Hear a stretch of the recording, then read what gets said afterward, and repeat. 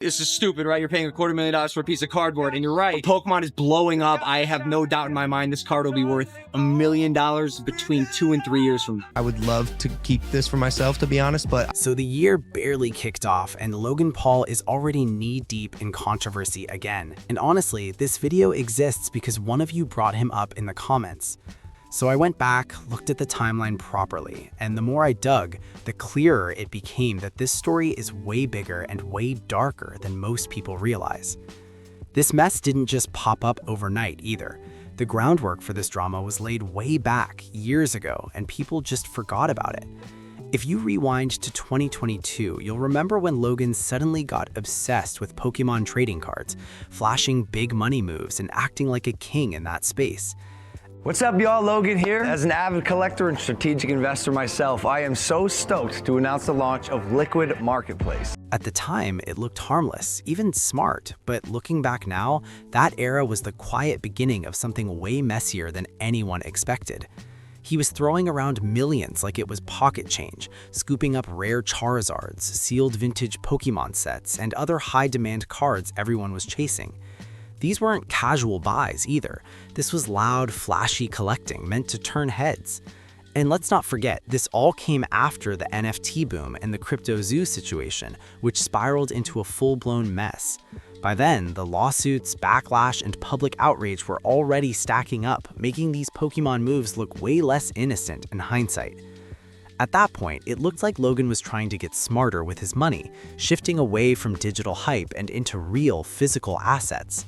The NFT bubble was already cracking, and the signs were everywhere that most of that space was turning into dead weight.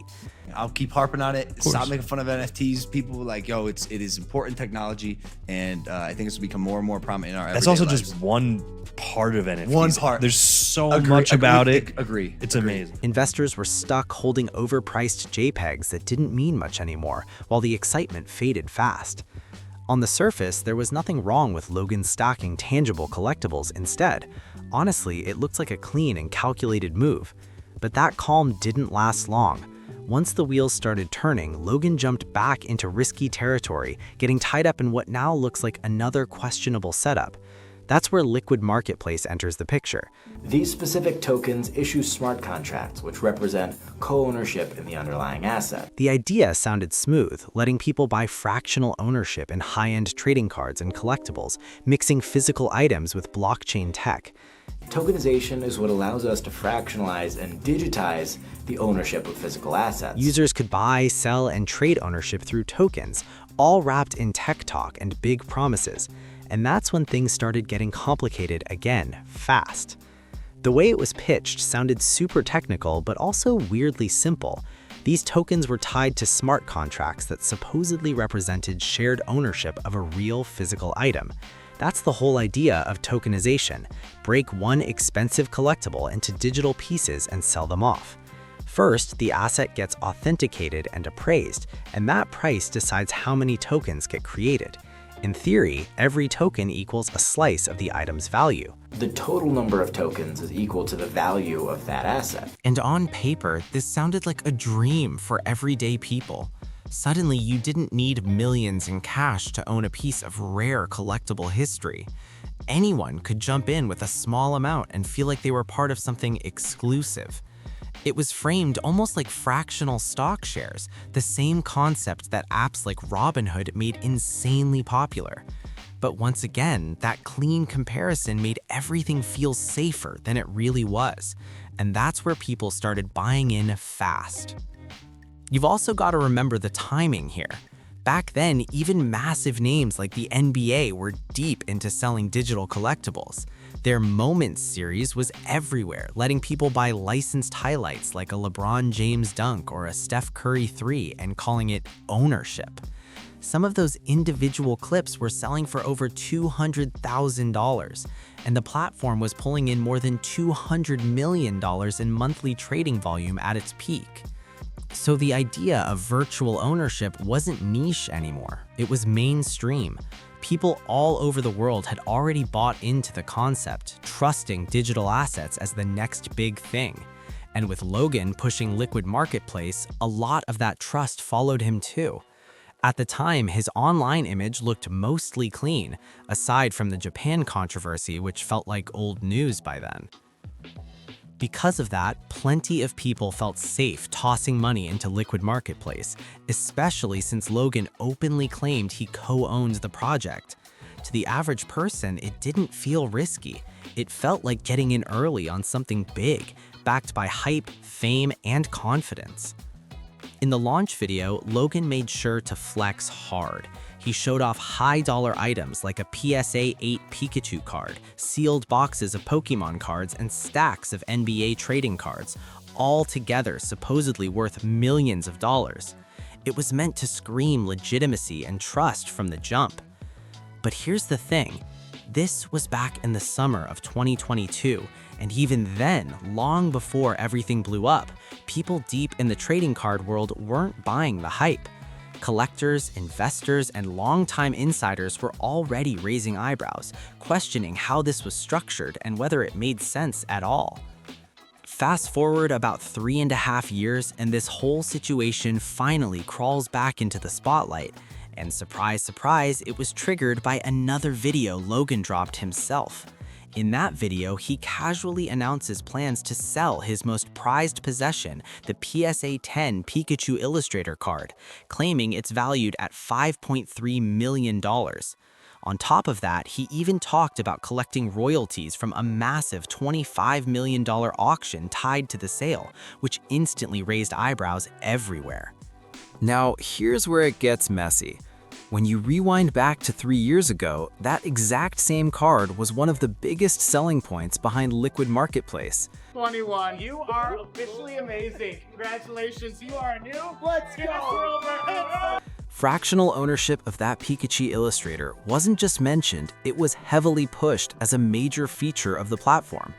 That card was basically the crown jewel used to sell people on the whole idea.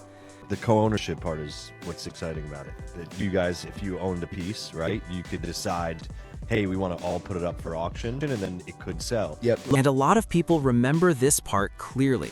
Around that same time, Logan famously walked out with the card literally chained around his neck during his first WWE match.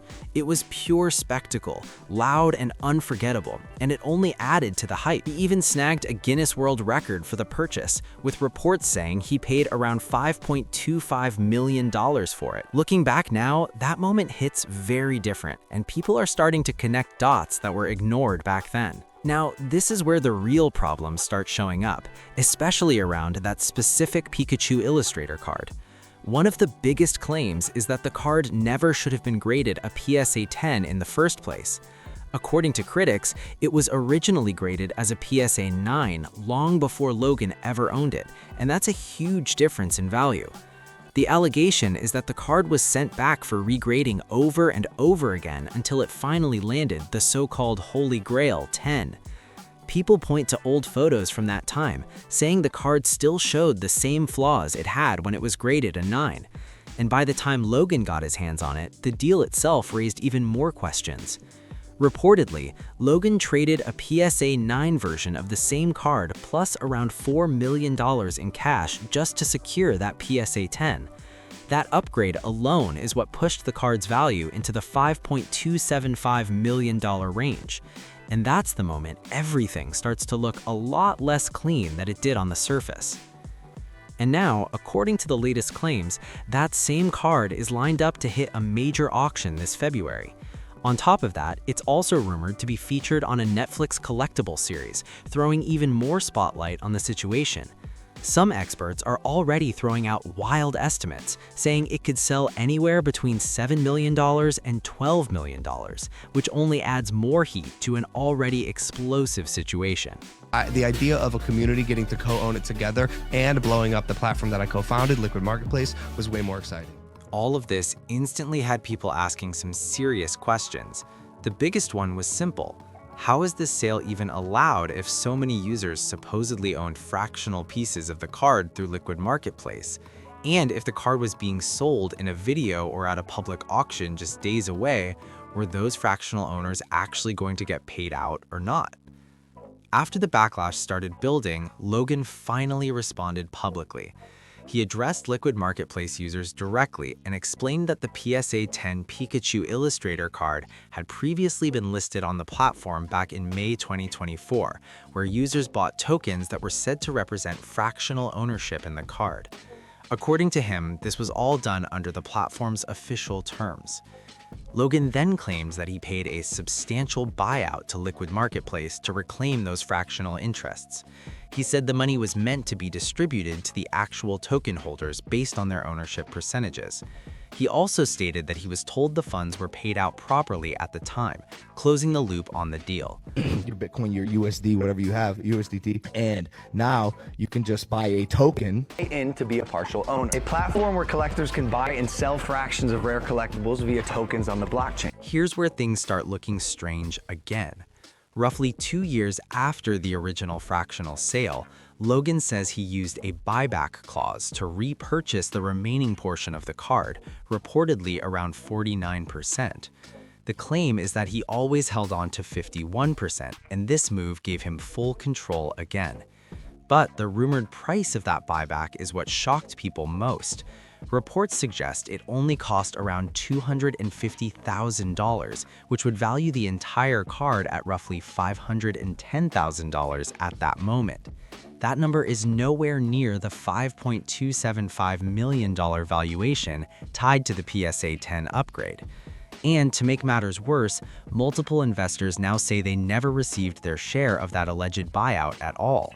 That's why this situation hasn't cooled down. It's only getting louder, messier, and harder to ignore. I will give you a piece of every single thing that we sell in that auction. We'll make that lot number one. So if I have a $25 million auction and you're getting a piece of it, it's like a royalty, right? So honestly, just looking at all of this, it feels way too familiar. I mean, you know, it's free money. My heart tells me to do this deal with you, and so I will do the deal with you. In my personal opinion, the whole situation comes off like a CryptoZoo 2.0.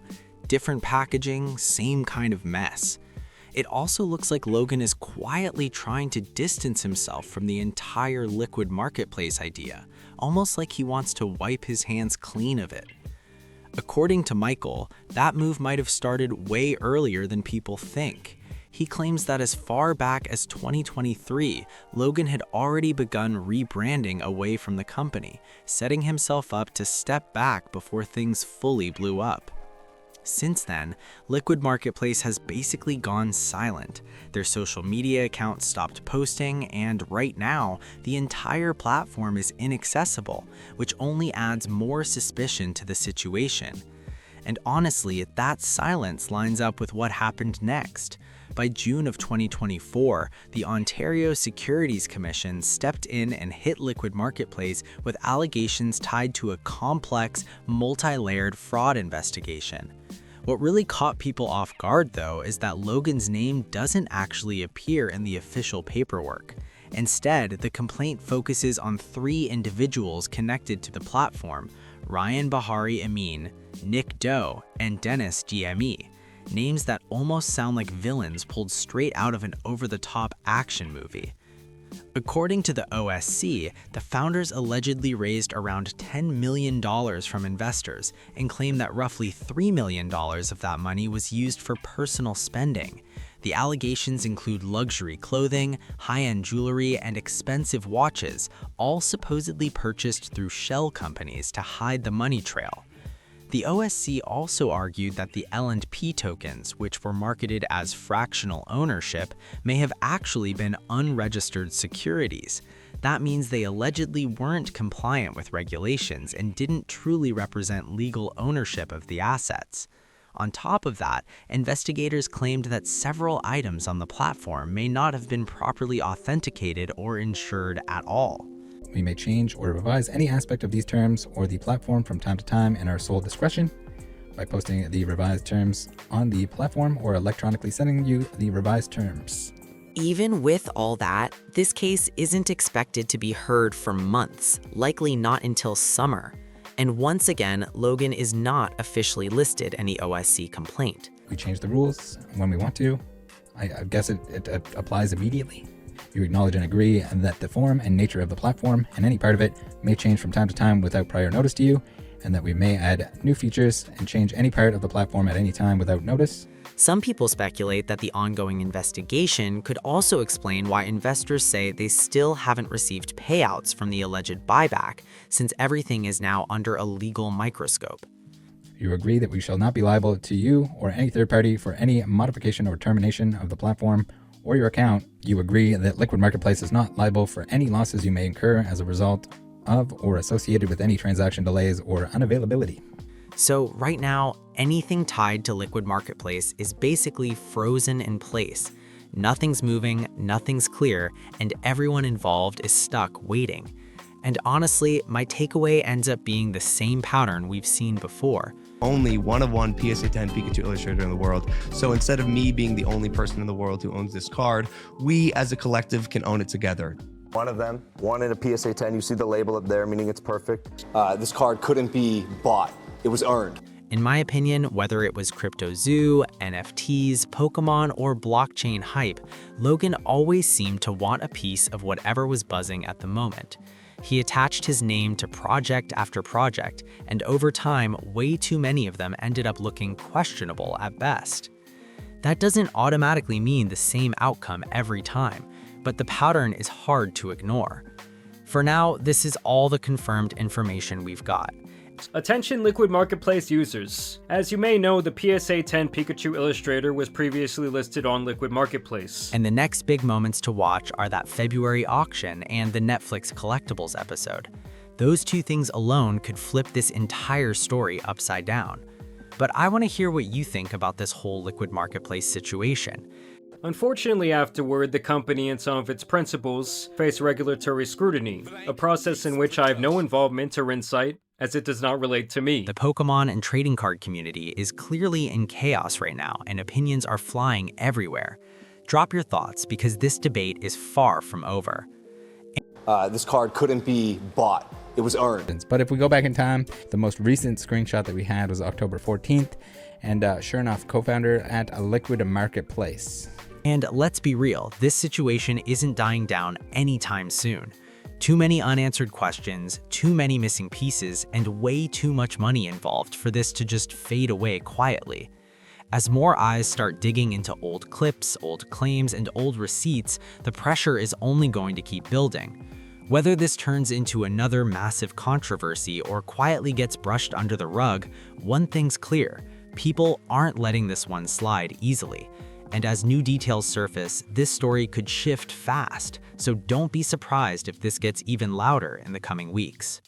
We have the most elusive, top-tier, rarest assets in the world for the entire world to co-own, and we can't wait to grow this with you guys. Let me know your thoughts in the comments. I really do read them, and this video actually came from one of your suggestions. If you enjoyed this breakdown, make sure to like, share, and subscribe for more deep dives into influencer and media industry drama, power abuse behind the scenes, and the stories that don't get talked about enough. This story might be over on TV, but online it's far from finished, and the next one is already lining up. And as new details surface, this story could shift fast, so don't be surprised if this gets even louder in the coming weeks.